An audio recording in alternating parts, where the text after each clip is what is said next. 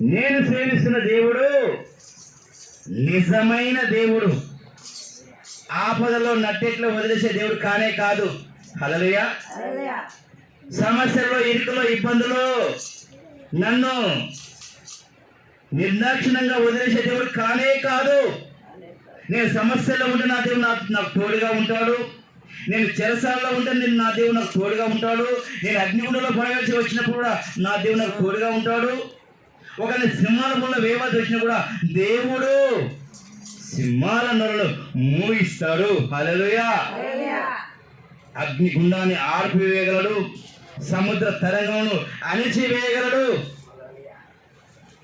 కారణం నా దేవుడు సమస్య కంటే బలవంతుడు. ఇంకా ప్రియమైన దేవుని బిడ్డలారా, చాలా మంది సమస్యను చూసి చాలా మంది కృంగి